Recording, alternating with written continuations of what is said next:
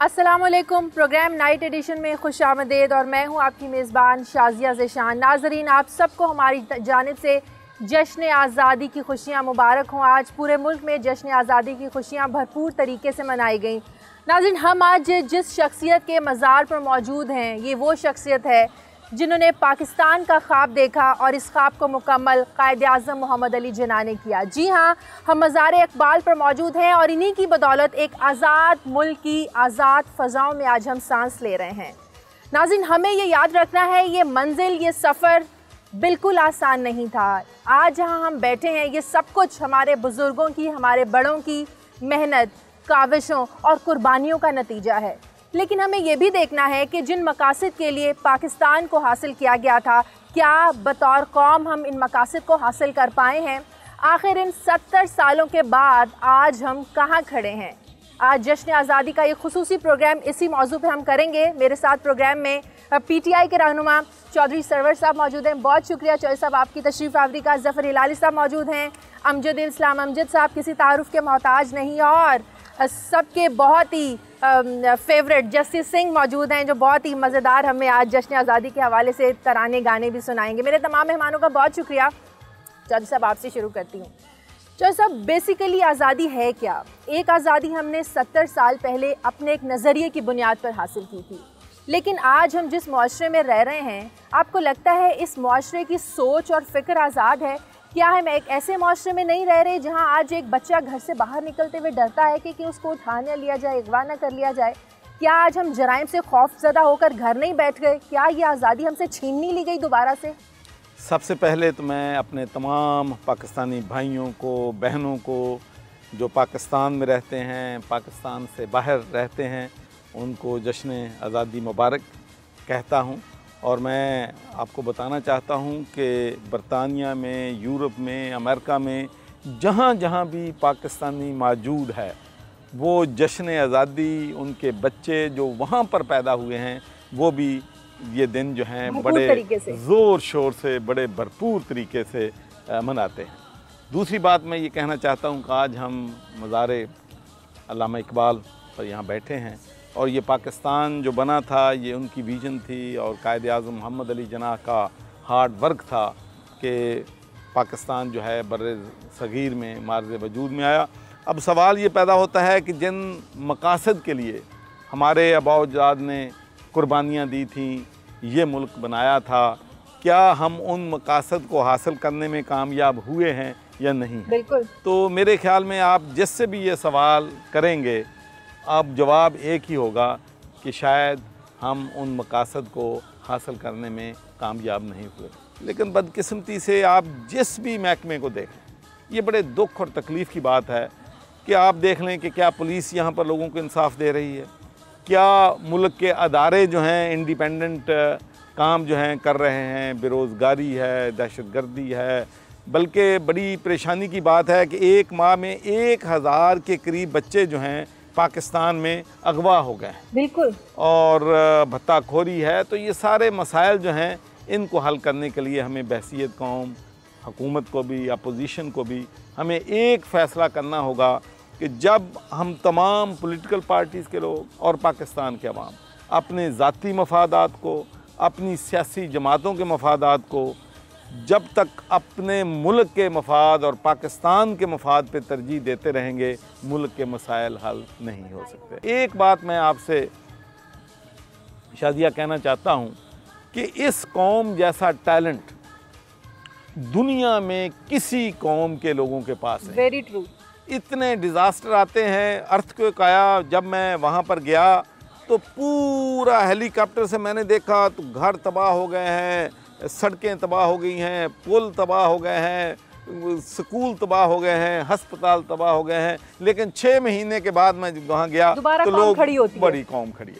उसके बाद फिर सैलाब जब आया, पूरा मुल्क जो था तकरीबन 1/3 ज़ेरे आब आ गया था। 6 महीने के बाद गए हैं लोग फिर अपने पाँव पे खड़े हो जाएं। जो रेजिलियंस इस कौम में है, अगर हमें अल्लाह करे कि सही लीडरशिप मिल जाए तो ये मुल्क जो है ना वसाइल की यहाँ पर कमी है, ना लोगों के टैलेंट में कमी है, तो हम इस मुल्क को वो कायदे आज़म के और अल्लामा इकबाल के ख्वाबों के मुताबिक बना। सही। ज़फ़र हिलाली साहब, आपके नज़दीक इन मकासद, जिन मकासद की बात चौधरी साहब ने की, इनके हुसूल में फिर रुकावट कहाँ पर आपके नज़दीक?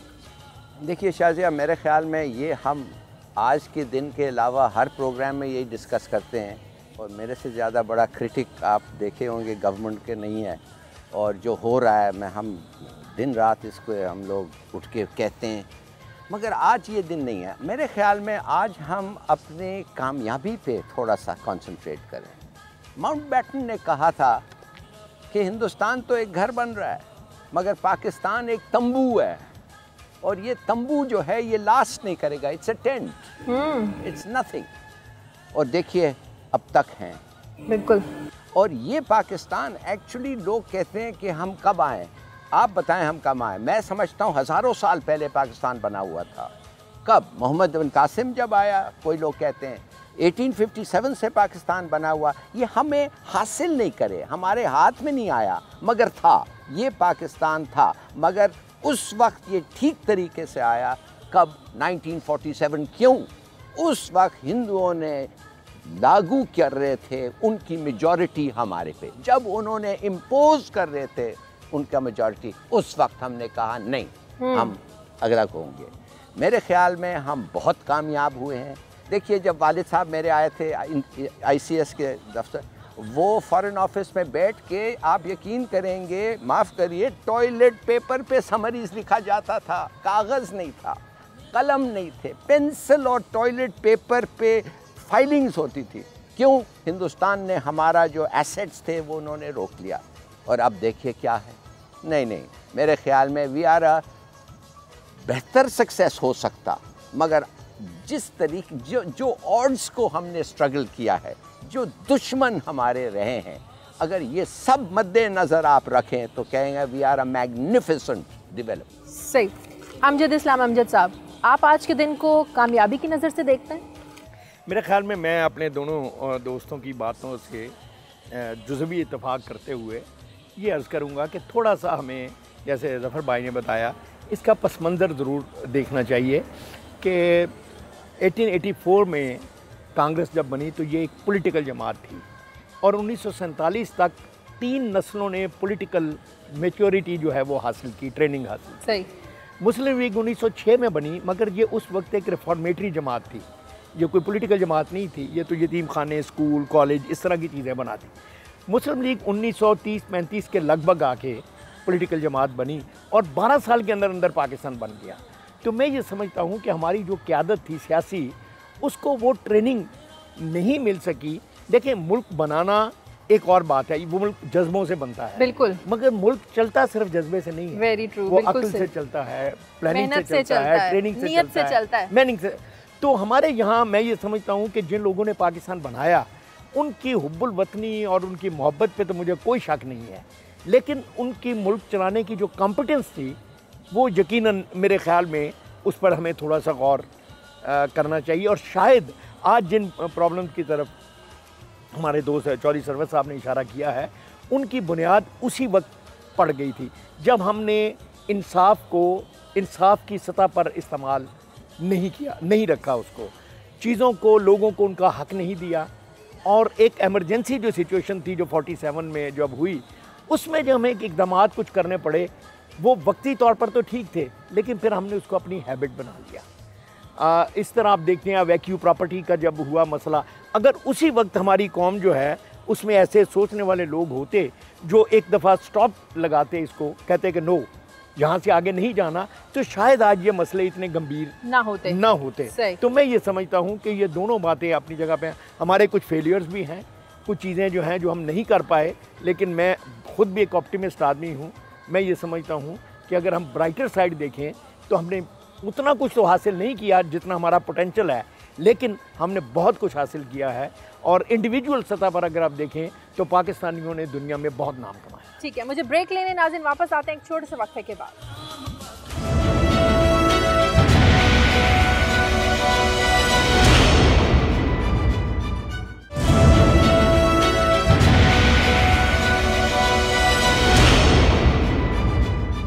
ब्रेक के बाद खुशामदीद, एक बार फिर से आप सबको जश्न आज़ादी की खुशियाँ मुबारक हों। जैसे पाकिस्तान इस्लाम के नाम पर हासिल किया गया था, एक अलग नज़रिए की बुनियाद पर हासिल किया गया था, बतौर एक मुख्तलिफ रिलीजन के, एक इस्लाम के, अपने अलग मज़हब के, आपने इस मुल्क को कैसा पाया है? एक्चुअली मैं आपको ये बताता हूँ कि ये आप कह रहे हैं कि ये इस्लाम के नाम पे इसको आज़ाद करवाया गया था, लेकिन जो हमारे कायद आज़म थे या अल्लामा इकबाल जी थे, इनके बहुत ज़्यादा हमारी जो सिख कम्युनिटी है, जो हमारे हिंदू कम्युनिटी है, एंड जो हमारी क्रिश्चियन कम्युनिटी है, एंड जो पारसी हैं, जो बुद्धिस्ट हैं, ये सारे पाकिस्तान में रहते हैं। आपको मज़े की बात बताऊँ, और मैं प्रैक्टिकली इनके जितने भी त्यौहार होते हैं, हमारे हिंदू भाइयों के, क्रिश्चियन भाइयों के, एंड जितने भी लोगों के होते हैं, मिनॉरिटीज़ के होते हैं, तो वहाँ पर मैं जाता हूँ। एक फैसलाबाद में सर के साथ ही था मैं, अपना एक क्रिश्चियन मिनॉरिटीज़ का प्रोग्राम था PTI का। तो कहने का मकसद ये है कि मुझे नहीं, आई डोंट नो, शायद मैं इतना ज़्यादा वो नहीं जाता लोगों में, तो मुझे फ़ील ऐसे होता है कि ये जो हम बातें करते हैं कि मिनॉरिटीज़ को पाकिस्तान में राइट्स नहीं मिलते, ये हो गया, वो हो गया, ऐसी कोई बात नहीं है। सही। हमारे गुरुद्वारा साहिब है, यहाँ पे ननकाना साहब है, हसन अब्दाल में पंजा साहब है, ये साथ ही डेरा साहब है गुरुद्वारा। तो इतने तरीके से पाकिस्तान गवर्नमेंट ने इसको इतने अच्छे तरीके से रखा हुआ है। जो हमारा वैक्यू ट्रस्ट बोर्ड है, उसको हम बड़ा अप्रिशिएट करते हैं कि हमें तो आज़ादी है पूरी, बल्कि जो हमारे फ़ॉरेन से आते हैं, हमारे सिख हजरात आते हैं, इंग्लैंड से, अमेरिका से, कनाडा से, इंडिया से, हालांकि पाकिस्तान की और हिंदुस्तान की आपस में नहीं बनती, लेकिन सिख कम्युनिटी के साथ पाकिस्तान की जो आवाम है या पाकिस्तान की सरकार की बात कर रहा हूँ, इतना अच्छा बिहेवियर करते हैं, उनको अपने घरों में खींच, आ जाओ सरदार जी साढ़े घर, चलो रोटी खाओ, या हो गया, ऐ हो गया, तो बड़ा अच्छा लगता है उन लोगों को। और आप बिलीव करें कि जब वो पाकिस्तान में आते हैं तो हमने प्रैक्टिकल बहुत ज़्यादा लोगों से, क्योंकि मैं शोबिज़ से हूँ, तो मुझे कई दफ़ा एंकर भी बना देते हैं, जैसे आप इनके व्यूज़ करो, ये करो, टीवी निजी मुख्तलिफ जो टीवी जश्न आज़ादी की खुशियाँ कैसे मनाते हैं आप? जिद्दां तुसीं मनाउंदे, थोड़े नाल ही बैठे हैं प्रोग्राम करके। जी डेफिनेटली। अब मेरा ये होता है कि पूरी दुनिया के जो प्रमोटर है, जो हमारे पाकिस्तानी प्रमोटर, मैं सर को भी मैंने लंदन में देखा था, मिला भी था, तो वहाँ पे जब बात होती है ना सोने पाकिस्तान की, तो एक सरदार जी है, तो ऊपर से पाकिस्तानी है, और फिर सबसे बड़ी बात यह है कि जब कहते हैं कि वाघा बॉर्डर पे जो जस्सी का तराना चलता है, बिला नागा फ्लैग सेरेमनी होता है, साड़ी जिंदते जान साड़ा सोना पाकिस्तान, तो बाहर के लोग इसको ज़्यादा इंजॉय करते हैं। और वो जिद्दां कहीदा नहीं, जिद्दां पंजाबी च कहीदा कि साढ़े पाकिस्तानी फिर अपने सरदार मित्रों को बुला के वहांदे ने कि वेखो साढ़े को भी जस्सी है वे। और वहाँ पे मैं सारी पाकिस्तान की बात करता हूँ, डेफिनेटली मेरा बोला क्या, और मैं तो ये कहता हूँ कि अगर आज मैं जस्सी लायलपुरिया हूँ तो ये पाकिस्तान की वजह से हूँ। I love Pakistan. मेरी तरफ से आज 14 अगस्त है, जितने भी हमारे पाकिस्तान में रहने वाले कोई भी कम्युनिटी से लोग हैं, ज़रूरी नहीं है मुस्लिम हैं, जितने भी जो भी हैं या पाकिस्तान से बाहर पाकिस्तानी रह रहे हैं, मेरी तरफ से जश्न आज़ादी। ज़बरदस्त ज़बरदस्त। चार साहब, ये बात एक हकीकत है कि ये वतन अजीज़ हमें तोहफे में नहीं मिला, इसके लिए बड़ी कुर्बानियाँ दी हैं हमने, और ये भी एक हकीकत है कि आज भारत जो है वो पाकिस्तान के ख़िलाफ़, उसके दिल में जो जहर है, ये पहले से कई गुना ज़्यादा बढ़ता जा रहा है। पाकिस्तान मुखालिफ जज्बात, आज की जो हुकूमत है ये भी पाकिस्तान मुखालिफ जज्बात, पाकिस्तान मुखालिफ नारों के नतीजे में ही वजूद में आई। लेकिन हम आज भी भारत के साथ अच्छे ताल्लुकात की बात करते हैं, अच्छे ताल्लुकात बेहतर बनाने की बात करते हैं। क्या आज के भारत से पाकिस्तान के लिए खैर की तवक्को की जा सकती है? एक तो मैं सरदार साहब सर जी, मैं भारतीय नहीं है, मैं पाकिस्तानी जो बात की है कि यहाँ पर जो सिख कम्युनिटी के लोग ननकाना साहब या पंजा आते हैं, तो जब मैं यूरोप की सिख कम्युनिटी को, बरतानिया की, अमेरिका की वहाँ जाता हूँ, सुनता हूँ, तो जो हॉस्पिटैलिटी के वो किस्से कहानियाँ सुनाते हैं, तो मैं सोचता हूँ कि पाकिस्तानियों की गल कर रहे हैं। ज़बरदस्त। कहते हैं जी हम रेस्टोरेंट में गए थे, हमने पैसे नहीं लिए, हमें वहाँ मिल गए, वो हमें घर ले गए, हमें इतना प्यार दिया। मतलब ये पाकिस्तान की लोगों की जो मेहमान नवाजी है ना, ये मैं आपको बता दूं। और फिर कर पाकिस्तान में लौरियां दी, ये दी मिसाल, पूरी दुनिया में मिसाल। बहुत से लोग हैं जो पाकिस्तान आने से, जो नॉन मुस्लिम हैं खासकर, पाकिस्तान आने से डरते हैं, घबराते हैं, जी पता नहीं क्या हो जाएगा। जब एक दफ़ा यहाँ आ जाते हैं ना, तो फिर कहते हैं हमें दोबारा भी वहाँ लेके जाओ। ऐसे ही। लेकिन एक बात मैं ये कहना चाहता हूँ कि हमें अपनी जो सक्सेसेस हैं, कामयाबियाँ हैं, उनको यकीनी तौर पर हमें सेलिब्रेट करना चाहिए, लेकिन अपनी नाकामियाँ जो हैं उनको नहीं छुपाना चाहिए। हम पॉलिटिकली बहुत आगे हैं, हमारे काउंसलर इंडियन काउंसलर से ज़्यादा हैं। देखें, पाकिस्तानी कौम का आप इससे अंदाज़ा कर लें कि जो पहला मुसलमान काउंसलर बरतानिया में बना वो पाकिस्तानी था। जो पहला लॉर्ड मेयर बरतानिया में पहला मुसलमान बना वो पाकिस्तानी था।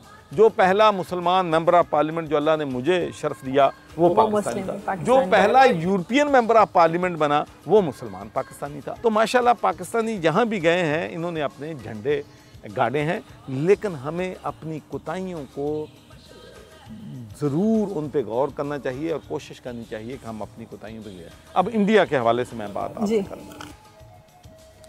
देखें जी, मैं जब वहाँ पर गया था इंडिया में तो मुझे मौका मिल गया कि मैं मनमोहन सिंह उस वक्त प्राइम मिनिस्टर थे, मैं उससे मिला। तो मैंने सिर्फ उससे दो बातें की। देखें, पाकिस्तान छोटा मुल्क है, आप बड़ा मुल्क। अगर आप बड़े भाई का सबूत दें और हम छोटे भाई का, आप छोटे भाई पे शफकत रखें, हम एहतराम करें तो काम चलेगा। लेकिन अगर आप ताकत के बलपोते पे हमें सप्रेस करना चाहते हैं, अगर हम कश्मीर में ह्यूमन राइट्स की बात करते हैं तो आप अग्रेसिव हो जाते हैं। तो इस तरीके से ताल्लुकात जो हैं कौमों के दरमियान बराबरी की बुनियाद पे होते हैं, बड़े और छोटे की बुनियाद पे नहीं होते। मिसाल के तौर पर अब कश्मीर में पिछले दिनों जो जुल्म बर्बरियत चल रही है और बच्चों की जो यूनिवर्सिटी में बच्चे पढ़ते हैं उनकी आंखें जो हैं वो ज़ाय हो गई हैं, जुल्म हो रहा है। इस जुल्म की ज़रूरत नहीं है। ह्यूमन राइट्स की जो वायलेशन हो रही है उसकी मजम्मत करनी चाहिए। और मुझे बड़ा फ़ख्र है कि जब मैं बरतानिया में था तो मैंने स्कॉटिश पार्लियामेंट में भी रेजोल्यूशन मूव करवाया और मैंने ब्रिटिश पार्लियामेंट में भी इंडिया को कंडेम करने का और उनकी जो जारहियत है उसके ख़िलाफ़ जो है आवाज़ जो है वहाँ पर उठाई। तो हम इंडिया से ताल्लुकात यकीनी तौर पर, मेरा ख्याल में कोई ऐसा पाकिस्तानी नहीं है जो ये चाहता है कि हम इंडिया से ऐलान जंग कर दें। हम सब चाहते हैं कि इंडिया के साथ हम रखें, लेकिन इंडिया को भी ह्यूमन राइट्स की वायलेशन नहीं करनी चाहिए और पाकिस्तान को हमेशा नीचा दिखाने की कोशिश नहीं करनी चाहिए। शाजिया, मैं 18 साल का था। ये हिंदुस्तान की बात, मैं भी इस पर कुछ ऐड करना चाहता हूँ। मैं 18 साल का स्टूडेंट था जब मेरे वालिद साहब पोस्टेड थे दिल्ली में, वो हाई कमिश्नर थे पाकिस्तान के। तो मैं जाके छुट्टियों पे उनके साथ वक्त गुजारता था। तो जब मैं एक दिन गया तो मैंने कोई 400-500 लोग हमारे घर के, गवर्नमेंट का घर है वो, उसके गार्डन में हमने देखा। तो मैंने किसी को पूछा, भाई ये क्या कह रहे हैं? कह रहे जी ये मुसलमान हैं, ये पाकिस्तान जाना चाहते हैं। तो मैंने एक आदमी को पकड़ा, मुझे कोई ख़ास पॉलिटिक्स के बारे में पता नहीं। तो मैंने कहा यार तुम लोग सब नहीं जा सकते पाकिस्तान इधर, तो ऐसे अगर हो जाए तो पाकिस्तान का पॉपुलेशन डबल हो जाएगा, तो क्यों आप लोग जाना चाहते हैं? देखिए उसका क्या जवाब था। उसने कहा कि जी बात असल ये है कि हम नाम बदल देते हैं हिंदू बनने के लिए, हम सलाम नहीं करते, हम नमस्ते करते हैं, हम हर लिहाज से ऐसे अपने आप को पोज करते हैं जब हम नौकरियों के लिए जाते हैं कि हम हिंदू हैं।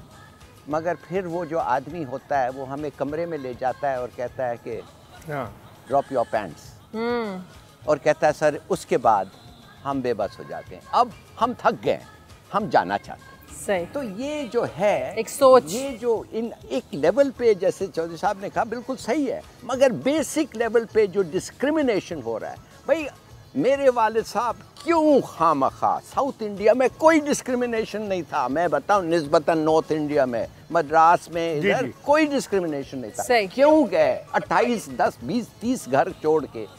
एक तो ख्वाब था, एक तो जिन्ना ने कहा था, मगर इसलिए कि हमारा एक ड्रीम था, एक विजन था, उसको रियलाइज करने के लिए। और मेरे ख्याल में हम किसी को अफसोस नहीं है। ठीक है, मुझे ब्रेक लेने नाज़रीन वापस आते हैं एक छोटे से वक्फे के बाद। आप सबको जश्न आज़ादी की खुशियाँ मुबारक हों।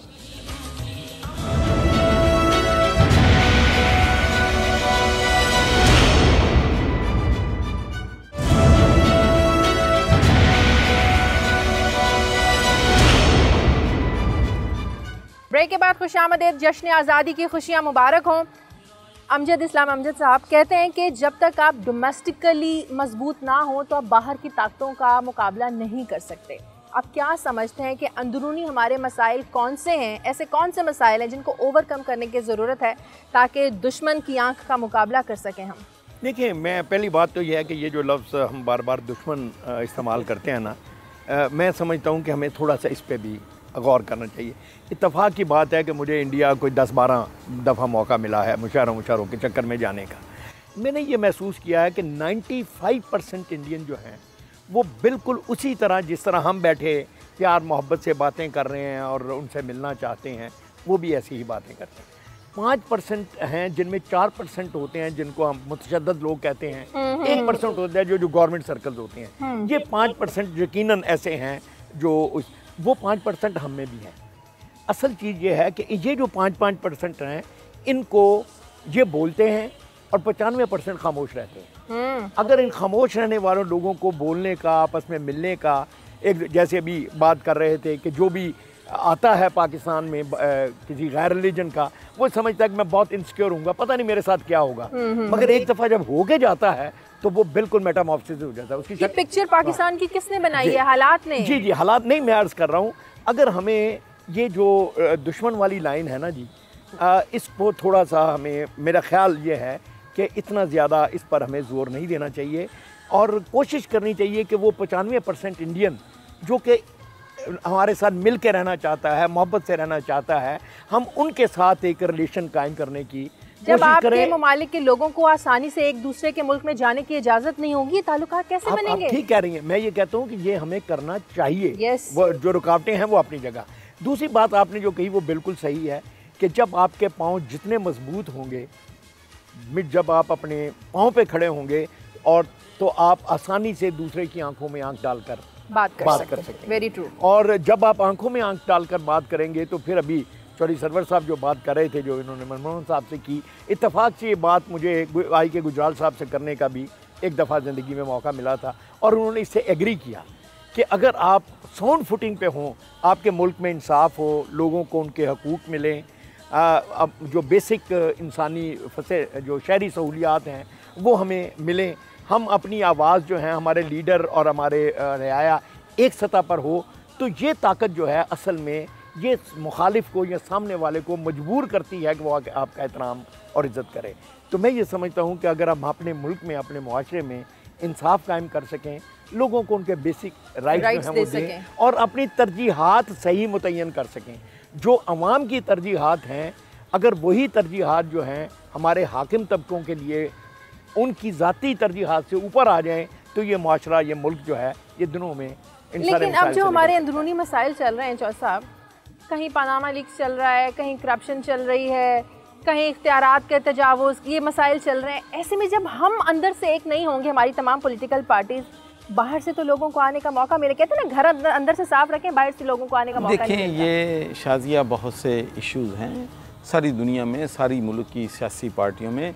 अपोजिशन जो है वो एहतजाज भी करती है, वो हुकूमत पे तनकीद भी करती है। और मैं आपको एक बात कहना चाहता हूँ, अगर मजबूत अपोजिशन जो है वो हुकूमत की कारकर्दगी का इंश्योरेंस होती, अगर ये जो PTI का एक प्रेशर है, मैं समझता हूँ कि इससे कोई पाकिस्तान के अवाम को या हुकूमत को अच्छे काम में मदद ही मिली होगी कि जब टोज़ पे होते हैं, लीडर जो हैं टोज़ पे होते हैं। तो ये जो इख्तलाफ राय है, इसमें कोई ऐसी परेशानी, लेकिन असल मसला ये है, मैं आपको बताऊँ कि इशूज़ क्या हैं। पाकिस्तान का सबसे बड़ा इशू ये है, मैंने यूरोप में सियासत की है, 40 साल की है, जिन कौमों ने, जिन मुल्कों ने तरक्की की है, सबसे पहली तवज्जो उन्होंने दी है अपने अदारों को मजबूत किया है। अगर आज हम एक फैसला कर लें कि हमने अपने, देखें एनफ इज़ एनफ, वक्त गुजर गया है, अब एनफ इज़ एनफ, अब हम अपने अदारों को मजबूत कर लें। जब अदारे मजबूत हो जाएंगे तो मुल्क भी तरक्की करेगा, लोगों को इंसाफ भी मिलेगा। एक बात मैं कहना चाहता हूँ, देखें आज दुनिया में जो लड़ाई है, झगड़ा है, फसाद है, दहशतगर्दी है, दुनिया का अमन जो है ख़तरे में है, उसकी बुनियादी वजह सिर्फ एक है कि जो ताकतवर कौमें थीं उन्होंने इंसाफ नहीं किया, माइट इज़ राइट की पॉलिसी बनाई। जब मुझे अच्छी तरह याद है कि जब इराक़ पे चढ़ाई करने वाले थे, तो आज भी मेरी वो तकरीर जो मैंने हाउस ऑफ कॉमन में की थी, वो आज भी आप पढ़ लें तो एग्जैक्टली जो मैंने कहा था वही सच निकला। मैंने कहा कि जंगों से मुल्क में, दुनिया में इंस्टेबिलिटी आएगी, यूनाइटेड नेशंस कमज़ोर होगी, आप माइट इज़ राइट वाली पॉलिसी ना बनाएं, फ़लस्तीन को इंसाफ दें, कश्मीर के लोगों को इंसाफ दें। तो उस तरीके से ही मुल्क में अमन जो है दुनिया में हो सकता है। इसी तरीके से पाकिस्तान में जब तक इंसाफ का निज़ाम नहीं आएगा, जब तक कानून की बालादस्ती नहीं होगी, जब तक अमीर और गरीब के लिए डिफरेंट कानून नहीं होगा, उस वक्त तक इस मुल्क में आप अमन अमान जो मर्जी कर लें नहीं कायम कर सकते। और शादिया, इन्हीं की बात में मैं ऐड करूँ कि अदारे जब तक इंडिविजुअल जब तक अदारे से बड़ा रहेगा, कभी कोई मुआशरा तरक्की नहीं कर सकता। जश्न आज़ादी का प्रोग्राम हो और जस्सी से कुछ सुना ना जाए, ये हो नहीं सकता। जस्सी, हम अदारों की बात कर रहे हैं तो एक अदारा जो हमारे पीछे 2 जवान खड़े हैं, हाँ। ये अदारा बड़ा मुनज़्ज़म अदारा है हमारे पाकिस्तान का, और सबसे पहले तो मैं इनको सलूट करता हूँ जी। और दूसरी बात है कि हम आपस में तो सारे लोग बात कर रहे हैं, तो क्यों ना हम एक छोटा सा मुखड़ा जो गाने का होता है, वो नया गाना है मेरा, तराना है मिली नगमा, और वो हम इन जवानों को डेडिकेट करते हैं क्योंकि 14 अगस्त है, तो ये बड़े अच्छे तरीके से हमारी पाक आर्मी है जो, या पाक रेंजर है, बड़े अच्छे तरीके से अपने मुल्क का दफा करते हैं या हमारी रखवाली करते हैं। तो इनके लिए सख्त फुलादी बावां वाले साडे शेर जवान, सख्त फुलादी बावां वाले साडे शेर जवान, करनल जरनल ते ब्रिगेडियर मेजर ते कप्तान ते रगड़ा फेर देंगे, हो फट्टे चक देंगे, हो धूड़ा पट देंगे, हो फट्टे चक देंगे। पंजाबी पठान बलोची सिंधी साडियां मावां ने, पंजाबी पठान बलोची सिंधी साडियां मावां ने, फट्टे चक देंगे, हो धूड़ा पट देंगे, दुश्मन दे फट्टे चक देंगे, धूड़ा पट देंगे। वाह, जश्न आज़ादी की खुशियाँ सबको मुबारक हो। वापस आते हैं एक छोटे से वक्फे के बाद, हमारे साथ हैं।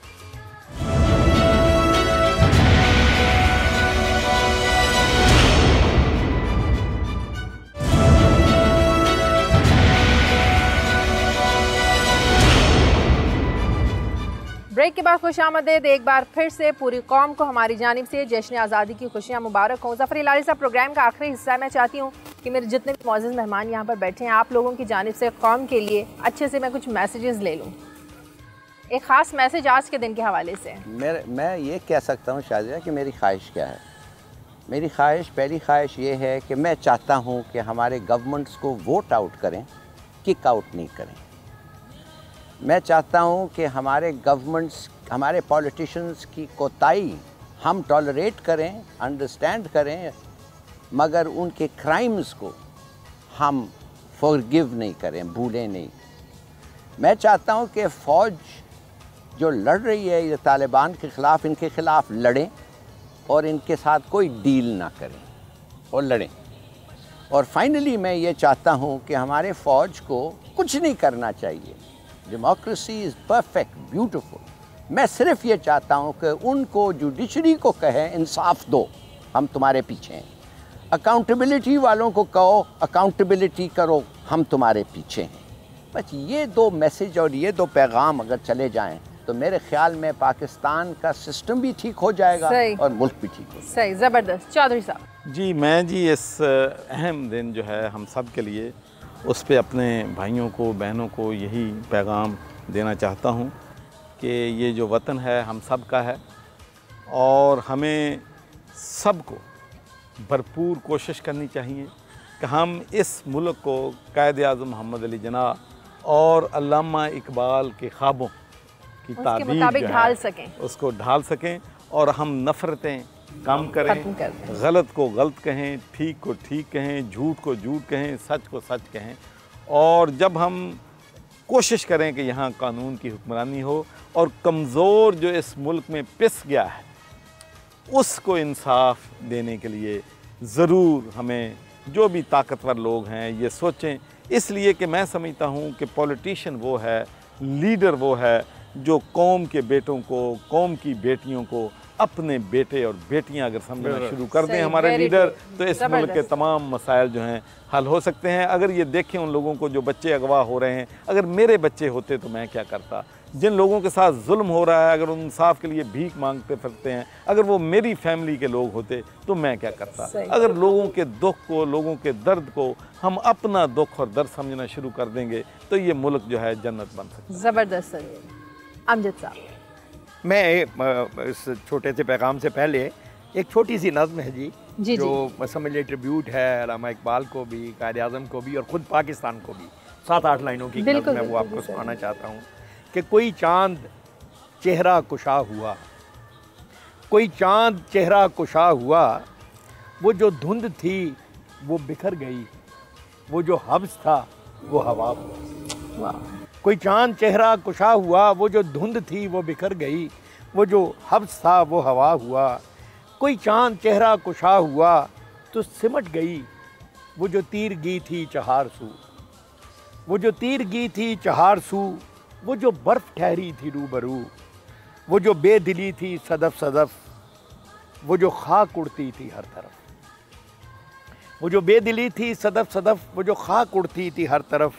किसी खुश नज़र के हिसार में, किसी खुश कदम के जवार में, किसी खुश नज़र के हिसार में, किसी खुश कदम के जवार में, कोई चांद चेहरा कुशा हुआ, मेरा सारा बाग हरा हुआ, मेरा सारा बाग हरा। वाओ वाओ, जबरदस्त। और वो 3 जबरदस्त। लाइनों का एक मैसेज है, वो भी एक नज़मी की शक्ल में है, वो जी, मैं जी। अर्ज़ कर देता हूँ कि मोहब्बत ऐसा दरिया है, मोहब्बत ऐसा दरिया है कि बारिश रूठ भी जाए तो पानी कम नहीं होता। जबरदस्त, वेरी गुड, जबरदस्त। और जस्सी का मैसेज होगा यकीनन एक मिली नगमे के रूप में। हाँ, मिली नगमे से पहले सर मेरे साथ बैठे हैं अमजद सलाम। अमजद साहब, मैं इनका बहुत बड़ा फ़ैन हूँ, क्योंकि मुझे भी थोड़ा बहुत लिखने का शौक़ है, लेकिन इनकी बहुत ज़्यादा हम बुक्स पढ़ते हैं। तो एक पंजाबी सिख लीडर हैं करतार सिंह सराभा जी, उनका एक शेर है, सेवा देश दी जिंदड़ी बड़ी औखी, सेवा देश दी जिंदड़ी बड़ी औखी, गल्लां करनियां ढेर सुखलियां ने। वाह। सेवा देश ਦੀ ਜ਼ਿੰਦੜੀ ਬੜੀ ਔਖੀ, ਗੱਲਾਂ ਕਰਨੀਆਂ ਢੇਰ ਸੁਖੱਲੀਆਂ ਨੇ, ਜਿਨ੍ਹਾਂ देश सेवा ਵਿੱਚ पैर पाया उन्हें ਲੱਖ मुसीबतां चलियां ने। तो मैं अभी आपको ट्रिब्यूट करूँगा अल्लामा इकबाल जी के मज़ार पे हम हैं। तो 14 अगस्त के हवाले से, आज 14 अगस्त का दिन है, आज़ादी का दिन है, तो मैं अपना जो मिली नगमा है मेरा सोना पाकिस्तान, वो मैं ट्रिब्यूट करूँगा।